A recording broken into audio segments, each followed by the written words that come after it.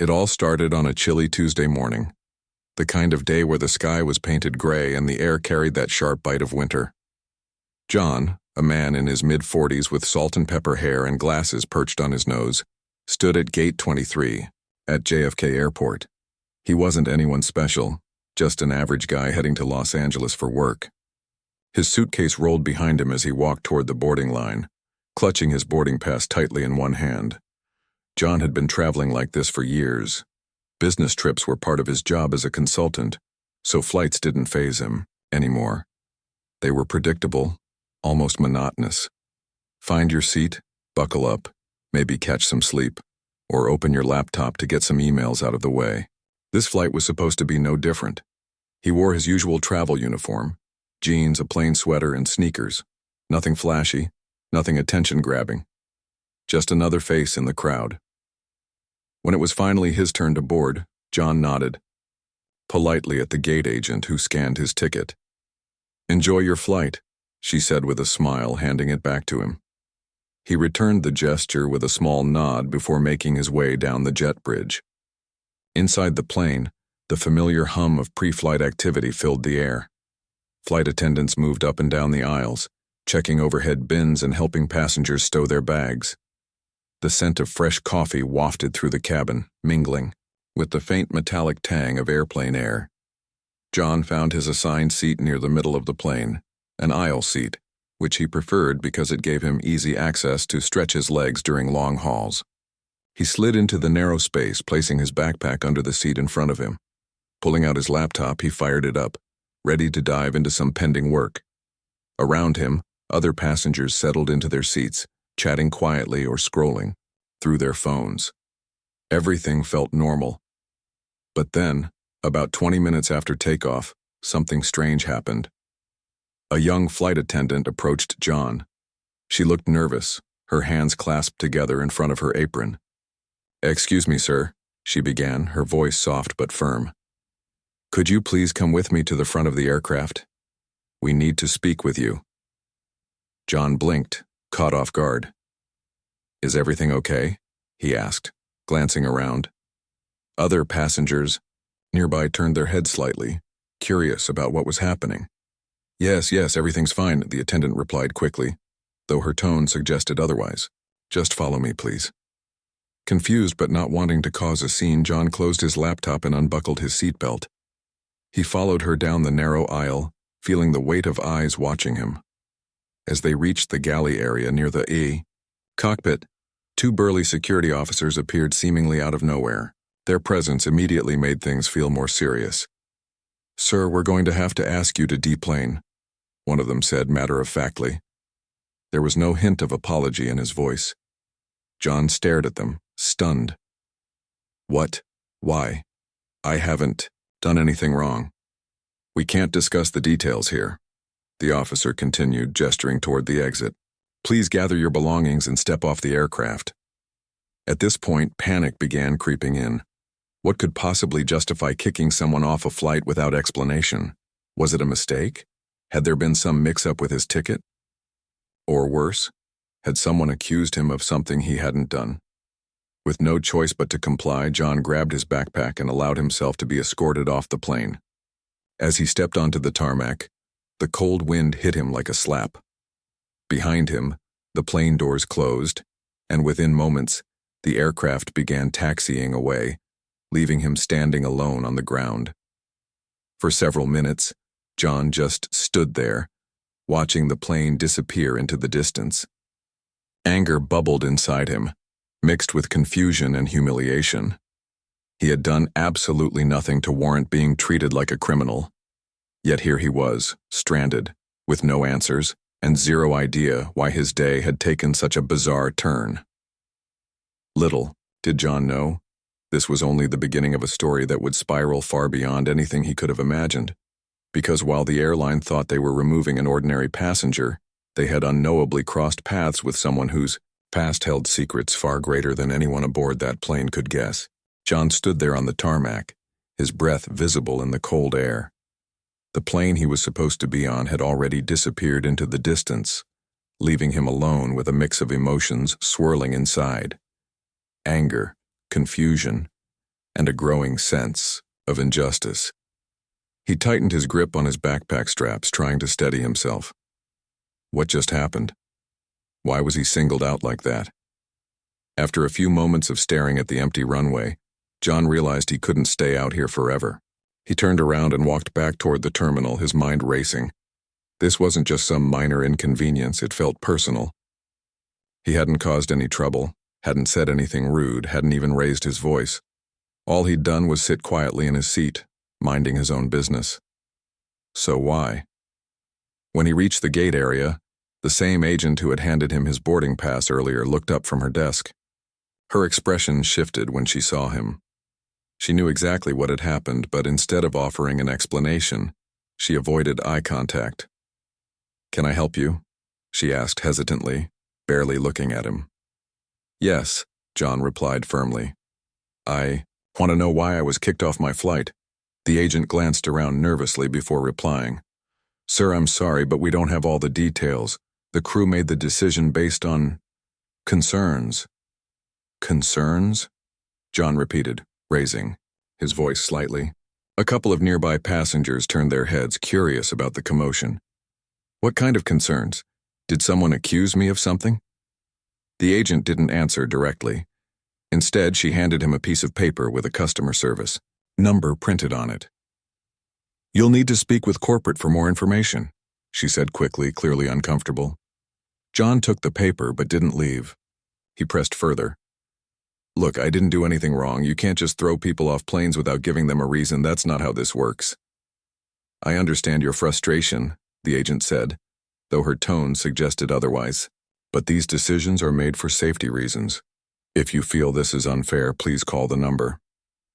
With nothing else to say, John stepped away from the counter. Frustration boiled inside him as he stared at the slip of paper in his hand. Safety reasons? What did that even mean? He wasn't threatening anyone. He wasn't disruptive. In fact, he was probably one of the least noticeable people on that flight. Something wasn't adding up. Determined to get answers, John found a quiet corner near the gate and pulled out his phone. He opened the browser and started searching for recent incidents involving passengers being removed from flights. At first, he thought maybe this was a one-off situation, a freak occurrence, but as he scrolled through various forums and news articles, he discovered he wasn't alone. There were dozens of stories just like his. People talking about being booted from planes over vague claims of disruptive behavior or security concerns. Some blamed overzealous crews jumping to conclusions too quickly. Others pointed fingers at profiling or misunderstandings. One thread caught his attention. It was filled with comments from travelers sharing their experiences, many of which sounded eerily similar to his own. One person mentioned being flagged because of their appearance. Another talked about being mistaken for someone else entirely, and then there was a comment that stopped John cold. Sometimes they act on tips that turn out to be completely baseless. By the time they realize it, it's too late. You're already off the plane. Tips? Who would have tipped off the crew? About him? John racked his brain, trying to think of anyone who might hold a grudge against him or have a reason to cause trouble. But nothing came to mind. He lived a quiet life. He paid his taxes, followed the rules, and generally kept to himself. The idea that someone would deliberately target him seemed absurd. Still, curiosity gnawed at him. Maybe there was more to this than met the eye. Maybe the issue wasn't just with the airline, it was with him. Not in the way they thought, of course, but perhaps something in his past had resurfaced unexpectedly. John leaned back in his chair, letting the thoughts swirl. His past wasn't exactly a secret, but it wasn't something he broadcasted either. Most people didn't know much about him beyond surface-level details. He rarely talked about where he came from or what he'd done before settling into his current job. To most, he was just another face in the crowd, a guy who blended into the background. But deep down, John knew better. He knew there were parts of his history that weren't so ordinary, parts that could raise eyebrows if brought to light. Could that be what this was about? Had someone dug up old information and twisted it into something sinister? Deciding he needed more clarity, John switched gears. Instead of reading random forum posts, He typed his own name into the search bar. He braced himself for what might pop up. Sure enough, after a few clicks, he stumbled across something surprising. Old news articles. Articles he hadn't seen in years. They detailed events from decades ago, events tied to his time serving in the military. John's heart sank as he read through the headlines. Back then, he'd been part of a classified mission overseas. He'd saved lives during a high-stakes operation aboard a commercial airliner under threat. It had been a defining moment in his career, earning him recognition within military circles. But outside those circles, the story had faded into obscurity, buried under layers of secrecy protocols and red tape.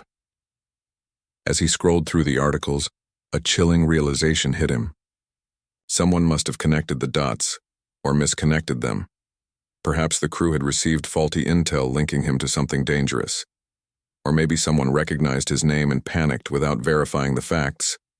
Whatever the case, it was clear that his past had come back to haunt him in the worst possible way. John closed his eyes, leaning forward until his forehead rested against his palm. This wasn't just about getting kicked off a flight anymore, it was bigger than that. It was about trust, assumptions, and how easily misinformation could ruin someone's day. Or worse. He glanced at the clock on his phone. Hours had passed since he'd been forced off the plane. By now, the original flight would have landed in Los Angeles. Passengers would have gone their separate ways, likely forgetting about the man who'd been escorted off mid-flight. But John couldn't let it go, not yet. He owed it to himself, and to others who might find themselves in similar situations, to dig deeper. With renewed determination, John picked up his phone again. This time, he dialed the customer service number the gate agent had given him.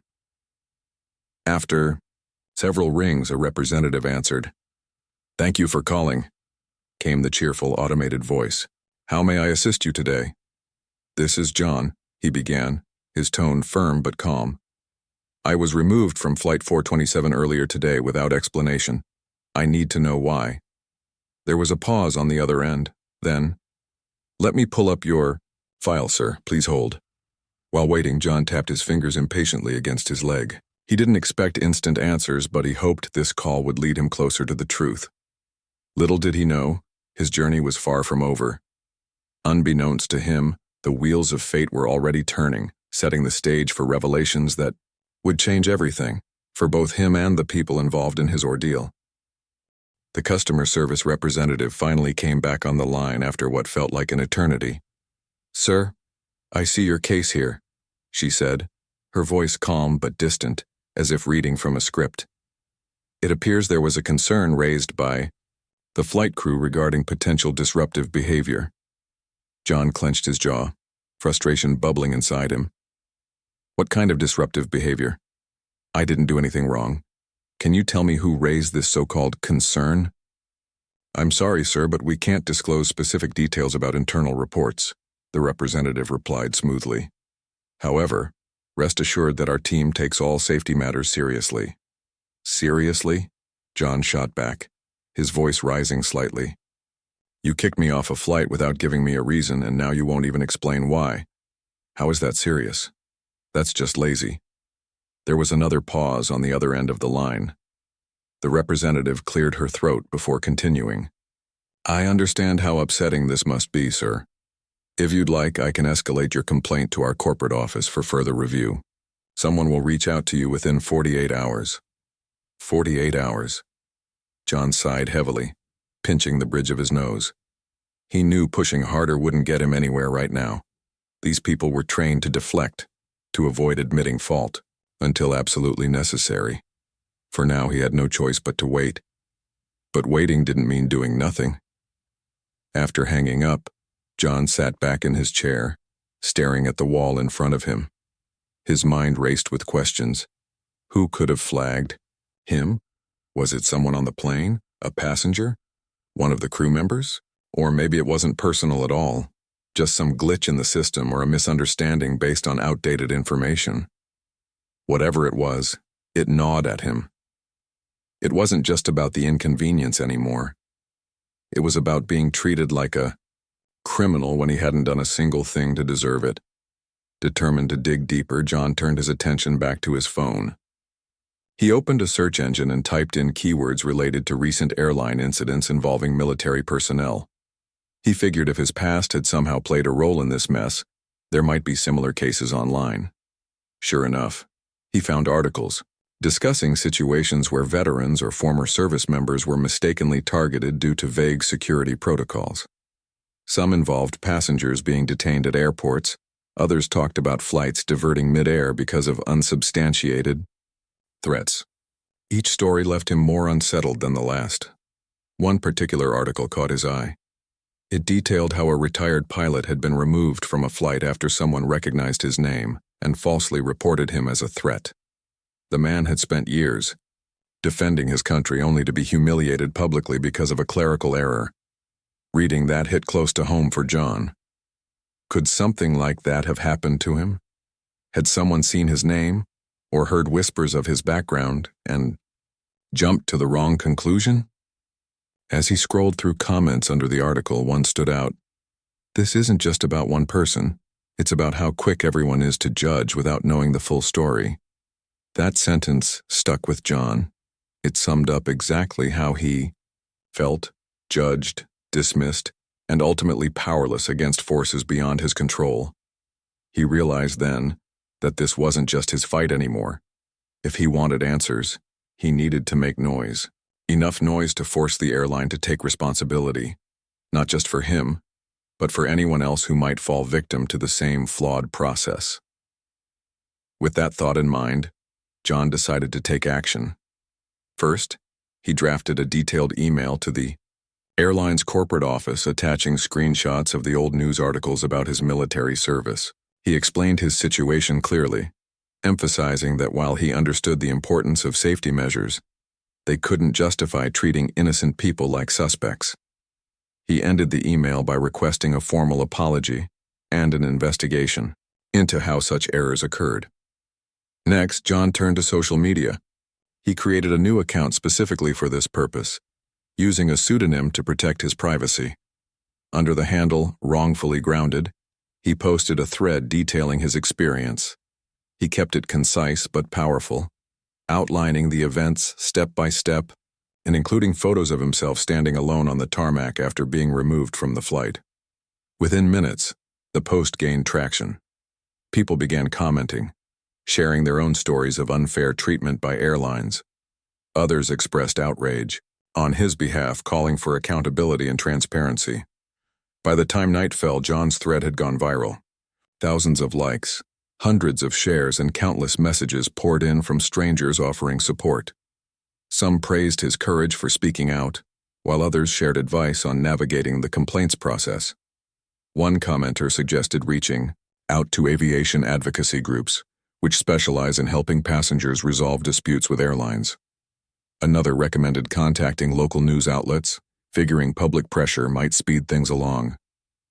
Encouraged by the response, John reached out to a well-known consumer rights organization dedicated to air travel issues. After explaining his situation, they agreed to look into it, promising to contact the airline on his behalf. Meanwhile, a reporter from a major news network sent him a direct message asking for an interview. Though hesitant at first, John agreed, realizing this could amplify his voice even further. While all this was happening, word of the incident spread beyond social media. Passengers from Flight 427 started chiming in too. Someone uploaded a video clip taken moments before John was escorted off the plane. In the footage, he appeared calm and cooperative, contradicting any claims of disruptive behavior. The video quickly made its way onto forums and discussion boards, fueling the growing backlash against the airline. Back at headquarters, executives scrambled to contain the fallout. Calls flooded their customer service lines, emails piled up in inboxes, and hashtags like Justice for John trended on Twitter. Among those monitoring the chaos was Captain Laura Hayes, the lead pilot of Flight 427. When she first heard about the controversy, she shrugged it off, assuming it was just another overblown complaint. But as the hours passed and more details emerged, curiosity got the better of her. Laura pulled up the passenger manifest on her computer, searching for John's name. Once she found it, she cross-referenced it with internal notes filed by the crew. According to the report, a junior flight attendant had received an anonymous tip claiming John posed a risk due to his military background. No evidence supported the claim. It was purely speculative. Yet based on that flimsy intel, the decision was made to remove him. Something about the explanation didn't sit right with Laura. She'd always prided herself on making fair, informed decisions during her flights. Safety was paramount, yes, but so was fairness. Removing someone without solid proof went against everything she believed in.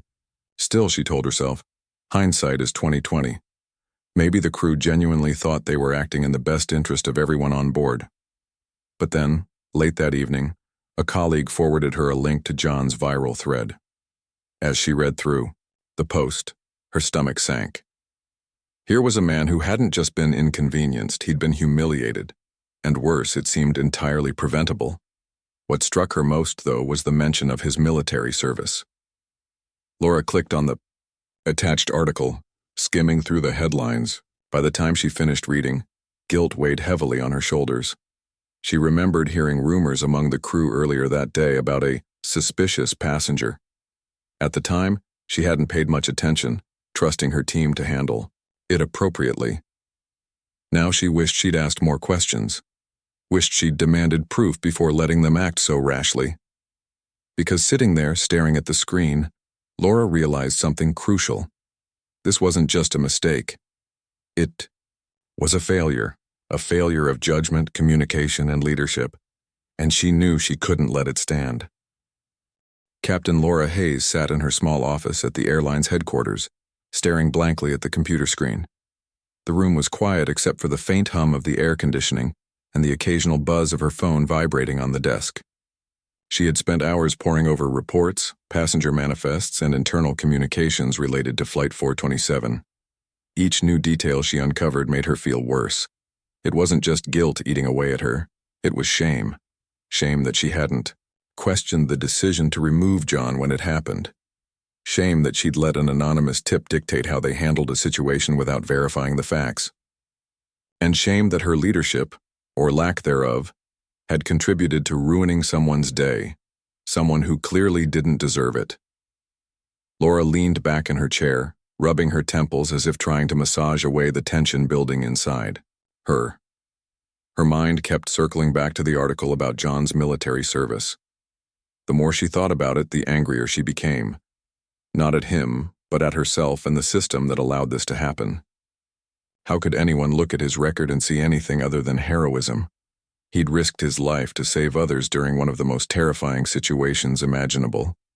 Yet here he was, decades later, being treated like a threat because of some vague, unsubstantiated claim. She knew she couldn't undo what had been done, but maybe she could make things right. Maybe she owed it to John and to herself to step up and take responsibility. With a deep breath, Laura picked up her phone and dialed the number for corporate relations. When the executive assistant answered, Laura cut straight to the point. I need to speak with someone about the incident involving the passenger removed from Flight 427, she said firmly. This is Captain Hayes.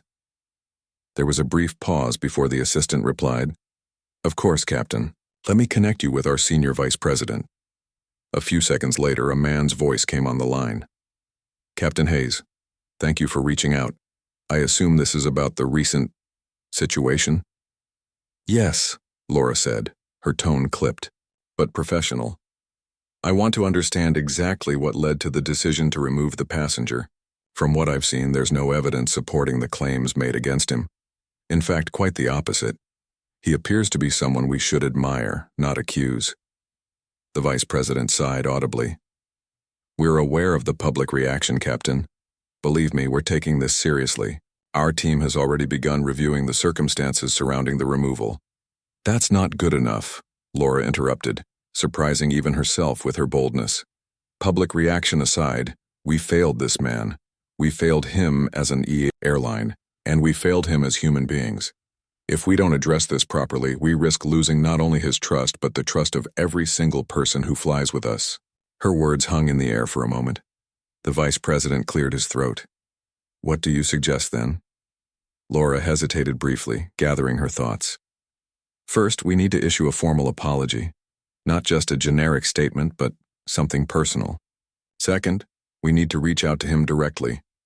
Explain what happened, admit our mistakes, and offer restitution. Third, we need to review our protocols to ensure this kind of thing doesn't happen again. The vice president sounded hesitant. That's a lot to consider, especially given the legal implications. Legal implications? Laura cut in sharply. Are you saying we're worried about lawsuits instead of doing the right thing? Because if that's the case, I don't know how I can continue leading flights for this company. Her words struck a nerve.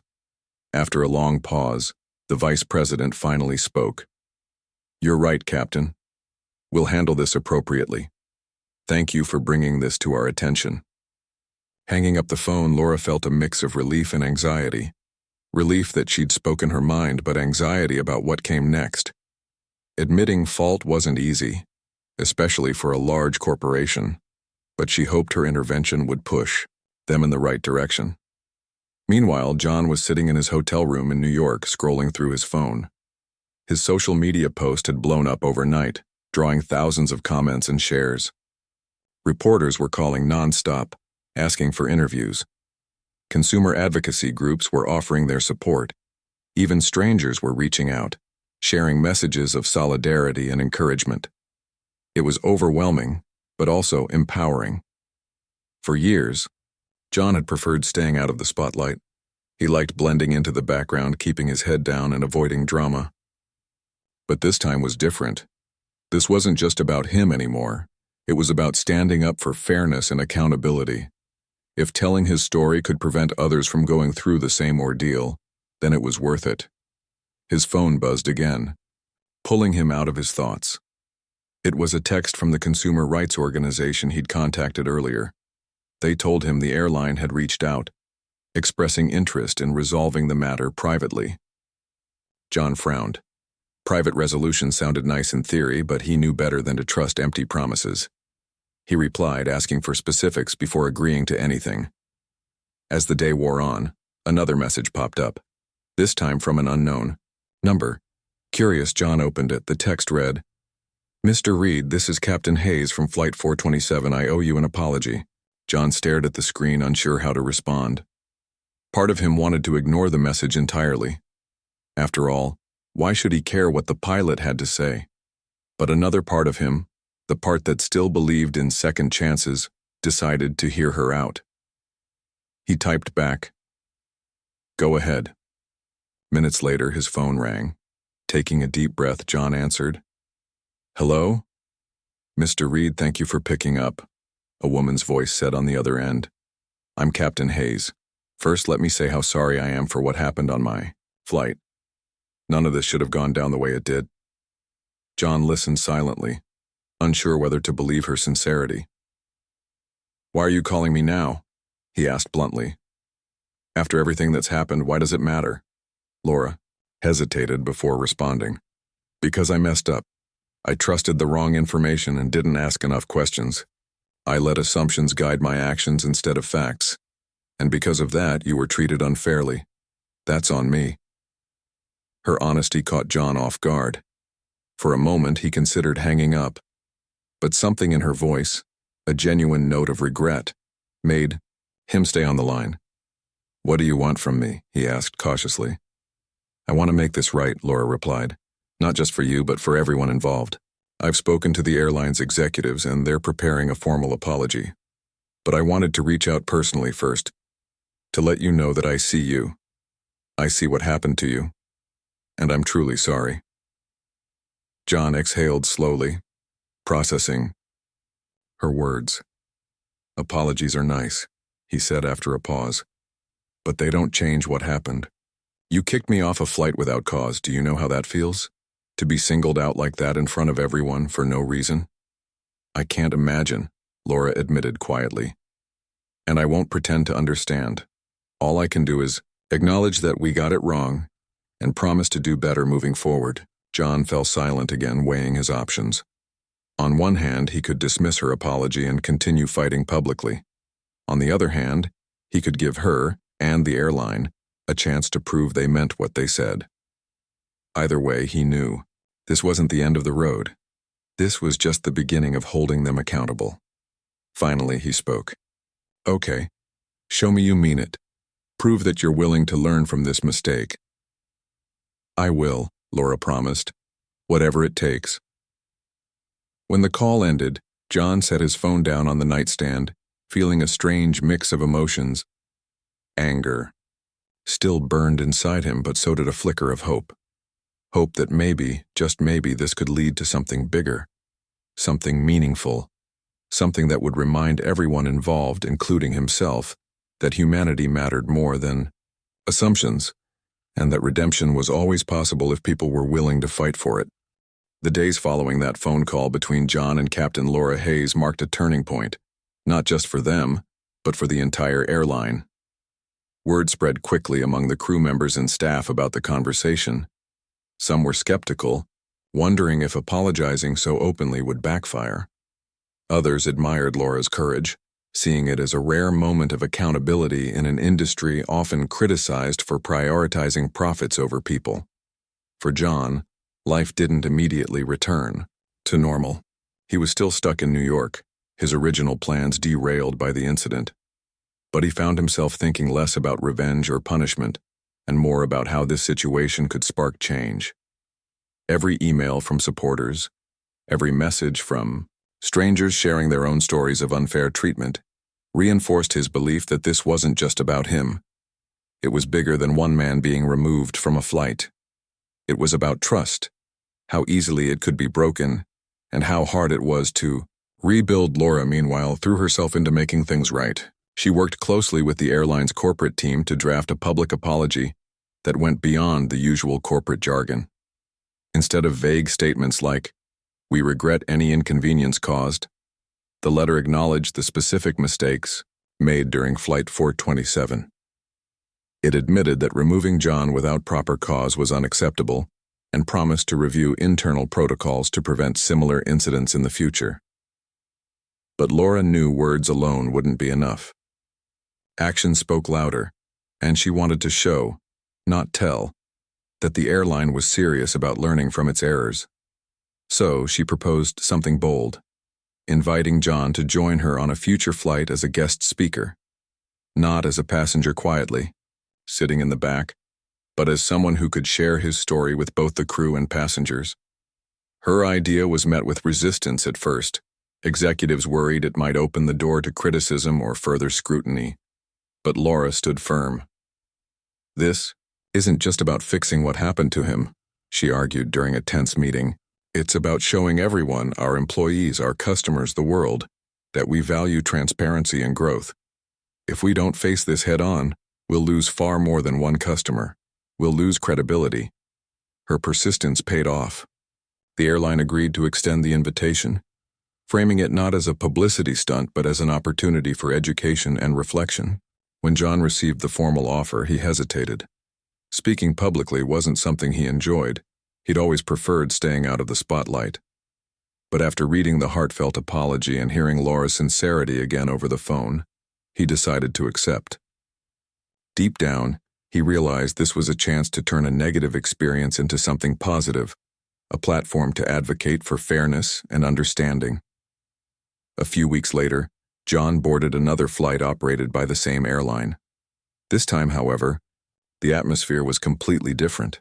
As he walked down the aisle toward the front of the plane, passengers whispered curiously, recognizing him from news coverage. Some clapped softly, while others simply nodded in respect. Laura greeted him warmly at the cockpit door, shaking his hand firmly. "Thank you for coming," she said, her voice steady but tinged with emotion. "I know this couldn't have been easy." "It hasn't been," John replied honestly. "But I'm here because I believe in second chances, for all of us." Before takeoff, Laura addressed the cabin over the intercom.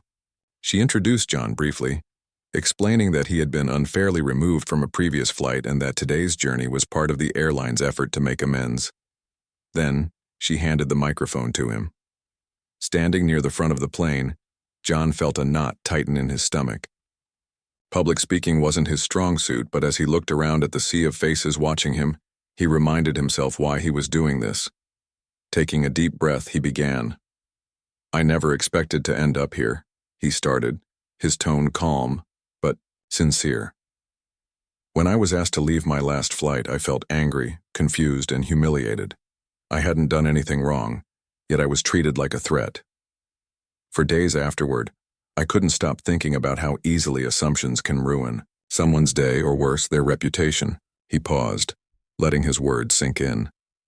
A few passengers nodded, clearly relating to his experience. Encouraged, he continued, "But instead of focusing on blame, I chose to focus on solutions.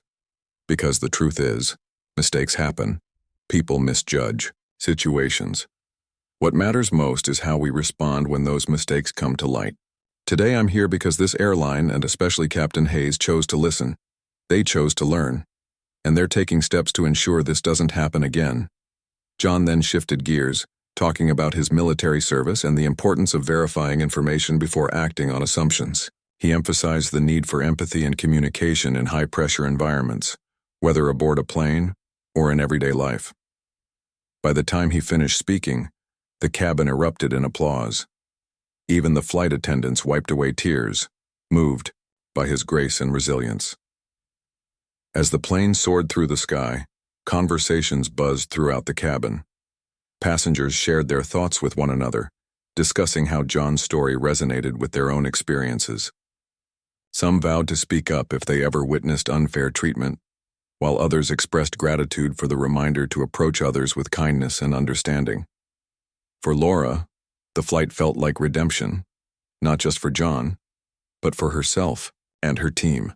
Watching him address the passengers with such poise and authenticity reinforced her belief in the power of accountability. After landing, she pulled him aside before he disembarked. "You did great up there," she said with a small smile. "Thank you for trusting us enough to give us another chance." John returned the smile, though it was bittersweet. "Trust isn't given lightly," he replied. "It's earned, and I think today was a good start." Back on the ground, the impact of John's involvement rippled outward. News outlets picked up the story, praising the airline for its transparency and willingness to confront its mistakes. Social media lit up with comments from travelers applauding John's decision to use his platform for good. Advocacy groups seized the opportunity to push for broader reforms in aviation security practices, citing his case as a prime example of why clearer guidelines were needed. For John, returning to his quiet life wasn't easy. The attention lingered longer than he'd anticipated, with interview requests and speaking invitations pouring in. While he declined most of them, he accepted a few, using each appearance to highlight the importance of fairness and humanity in all aspects of life. Slowly but surely, he began to see his ordeal not as a personal defeat, but as a catalyst for meaningful change. As for Laura, she became a vocal advocate for reform within the airline industry. She pushed for mandatory training sessions on bias, awareness, and conflict resolution for all crew members. She also championed the creation of a passenger advisory board, giving travelers a direct line to voice concerns and suggest improvements. Her efforts earned her recognition as a leader committed to progress, inspiring colleagues across the globe to follow her example. In the end, what started as a humiliating incident transformed into a powerful movement, one rooted in humility, forgiveness, and the unwavering belief that even in moments of failure, there's always room for redemption. Months had passed since that transformative flight where John stood at the front of the cabin, sharing his story with a plane full of strangers. Life had settled into a rhythm again, but it wasn't the same old routine. It was different now. For John, every day carried a new sense of purpose. He no longer blended into the background like he used to. Instead, he embraced the role he'd stumbled into, an advocate for fairness and accountability. The airline incident hadn't just changed how people saw him, it had changed how he saw himself. Before all this, John had always been content living, quietly, keeping his past achievements tucked away like old photographs in a drawer. But now he understood the value of stepping forward, not for glory or recognition, but to remind others that everyone has a story worth hearing. And sometimes, those stories can spark change. John continued traveling for work, but flying felt different now. Every time he boarded a plane, passengers would recognize him. Some approached him shyly after landing, thanking him for speaking out. Others simply offered warm smiles as they passed by in the aisle. It wasn't fame, it was connection. Strangers turned into allies, united by a shared belief in justice and humanity. One evening, while waiting at a gate in Los Angeles International Airport, John struck up a conversation with a young woman seated next to him. She was visibly nervous, clutching her boarding pass tightly and glancing around the crowded terminal. Sensing her unease, John leaned over and introduced himself. "You look like you could use some company," he said gently. "First flight?" She shook her head. "No, I've flown before, but last time, well, let's just say it didn't go so well." Her voice trailed off, but John didn't press her. Instead, he nodded knowingly. "I get it," he said. "Flying isn't always easy for anyone. But if there's one thing I've learned, it's that we're stronger when we stick together." The young woman looked at him curiously. "What do you mean?" So John told her his story, the whole thing, from being kicked off Flight 427 to standing in front of a cabin full of passengers months later. As he spoke, her expression softened. By the end, she was smiling faintly, her grip on the boarding pass loosening just a little. "Thank you for telling me that," she said softly. "It makes me feel less alone." That moment stayed with John, long after their flight landed. It reminded him why he kept sharing his experience, not because he wanted attention, but because he knew how much it mattered to hear that someone else had walked a similar path and come out okay on the other side. Meanwhile, Captain Laura Hayes had become a driving force within the airline industry.